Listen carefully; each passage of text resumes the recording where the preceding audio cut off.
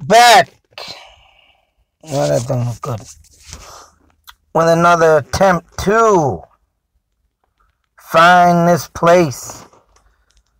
Another login to this guy who did a bunch of exploring throughout the area of Groton, Shirley, and, Air, Littleton, and then, of course, in the Neshoba Hill I speak of with the now new water monster that lings in the Nagog pond. But this one is also another awesome find to my man Dave. Thanks again. And I don't know if he had got to see this cemetery, but I believe this cemetery was moved. And as it goes on to say here, Fort, and I don't know what this guy has written, Devens Military Cemetery. I don't know how this guy, I'm not trying to bust his chops or nothing, but he comes up with Devens Military Cemetery, which he calls it Fort Devens.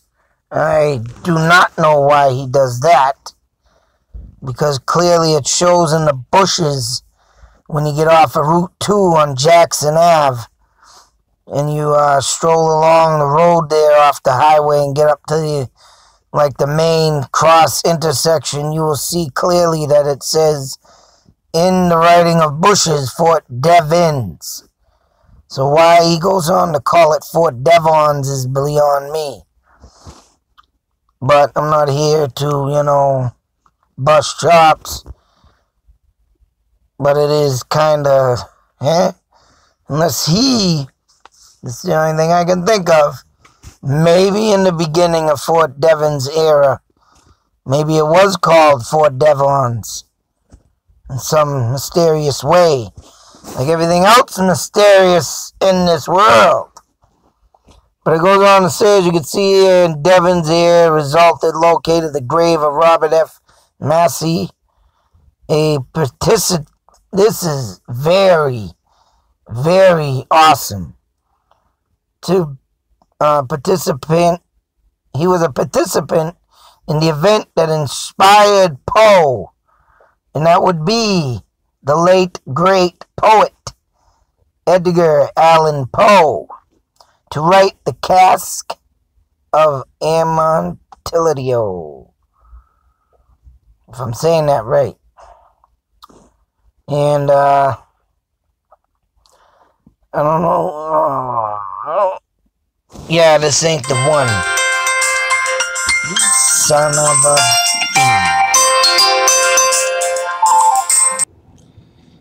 bee. First time I've ever used the pause button. Oops. I didn't want to do that. Anyways. Let's get that back out there. Oop. Back again. I used the pause button. Had to pause the goddamn video. But anyways, as I was saying, the Fort Devens, I don't know maybe if that would have looked like back in the day when it very first opened up, but this grave, and yeah, what I was saying, it doesn't show here. I don't know if I can find it.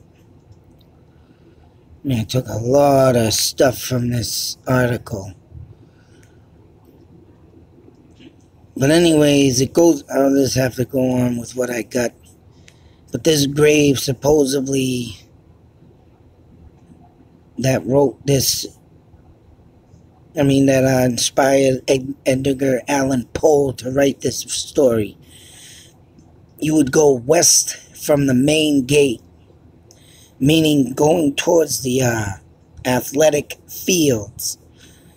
And somewhere in that area, somewhere in that area going towards the baseball field and everything, bunch of fields, baseball games. I used to hop the fence when I was a kid and I mean, Fort Devens back in the day, man, they used to be fucking on fire with ball games, all kinds of stuff, and I used to go in there and watch it. I used to love doing that, highlight of my day. And the ball games were just, man, you couldn't ask for a better playing field of players. But to find out that there might have been a grave over there and they moved it, oh man. So I mean, this stuff just goes on and on. I mean, there is some stuff that I will not be able to find out, but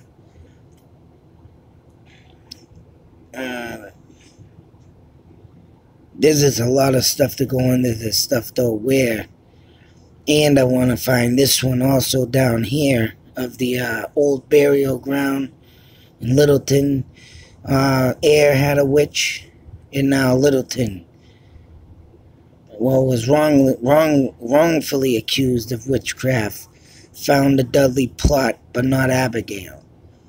Whatever that means, because this Abigail Dudley was wrongfully accused, but why, in my eyes, is her body not found in the Dudley plot? Now, whether she was hung and buried in another place, I would love to find out where this course up in Snake Hill Road near Sandy Pond was the air witch. I still got to get up there and do a lot of research and looking, but hopefully one day can get a hold of the Rod and Gun Club and let me do a little video out in that area. But to find out there was more witches throughout this area, but I wonder why I felt some, eerie feelings when I go out in these areas, I can tell you. A lot of stuff, a lot of history right here. I'm shocked that friggin' Dave found this stuff. And I'm very happy that he did, because, right, many times that I've been in and on the internet trying to find stuff, this ain't never came up. Although, now that I've punched it in the right tools of some things that I was looking for in here, that one of his articles did pop up. So, I mean, it's tough sometimes when you ain't got the right locations or the right stuff to type in on the box, but this is an awesome find. Like I said, this grave, which over in that area too, mind you, used to be a fruit seller from the first. I did a video across the street from the main gate at Fort Devens, and there's electrical boxes and transformers now, little power place. But that is where the first attack in the Indian War took place, and they burnt that house down that stood on that lot. But across the way in his farmlands, I guess he had a fruit cellar or something over in that area. The foundation still stands, I believe, and that would be over in the sport fields too. So not only did the people own the land and have obviously a grave site, and there was also a fruit cellar and the farmer that first settled in Groton, Mass, as they used to call it. But going over some stuff, got some finding and locating to do. I already went out today and had to take a drive by the Nagog Pond in Littleton. Found a little entrance way to the wooded area that the Sarah, what's her name's woods. There's a little entryway across from the pond, so I'm definitely gonna get into looking in the next few days and getting out there and checking out what I can find. But until the next video, be safe, take care, and always believe, because you don't know what's going to come up and what I'm going to find throughout this stuff. If it's got to do with the dead, they're going to be talking. Out.